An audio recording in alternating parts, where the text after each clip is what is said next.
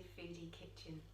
Now, today I want to share with you a really simple and super tasty alternative to a chocolate frosting on a cake.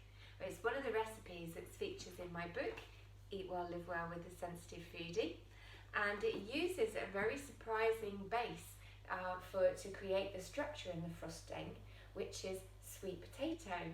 So sweet potato is an amazing vegetable. I use it a lot in my cooking. It's packed full of some really fantastic phytonutrients, as well as lots of fibre and other vitamins and minerals, and it's fantastic in cake as well. So to make this frosting, you just need 3 ingredients: sweet potato, cacao powder, and some maple syrup. This is 1 medium sweet potato which I've peeled and I've steamed, so it's nice and soft. So I'm going to put that in my mini blender pot. I have 4 tablespoons of cacao powder. Now if you haven't got any raw cacao powder, then just use normal cocoa powder.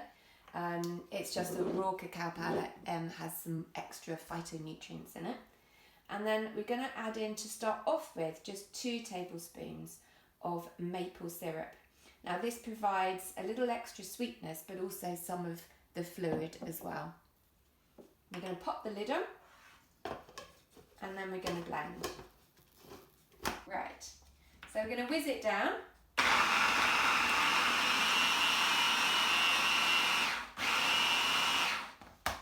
And if you come and have a look, you can see it's beginning to blend down, but we need to keep going a little bit longer to get all of that cacao powder in. So we're going to whiz it again.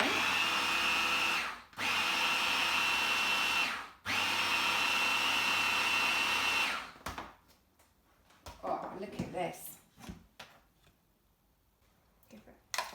So look, you can see how that's all come together. And it's really thick and creamy. Now is the time to taste. So I'm just going to pop my finger in and have a taste. It's clean, obviously. Wow, it is really surprisingly chocolatey and sweet. Now, if you have quite a sweet tooth and you're not accustomed to eating a whole food plant-based diet quite yet, then you might well want to put another tablespoon or so of maple syrup in. But apart from that, it's all ready, and then you can use that to top your cakes. You can put a frosting in the middle of a chocolate cake and a little bit on top, and it's absolutely delicious. Okay, that's it. I hope you enjoyed it. Do give this a go. Honestly, it's surprisingly good. And if you do try it and you love it, then don't forget to let me know. And if you want to find out more, then check out my website. The details are down here below. Okay, thanks.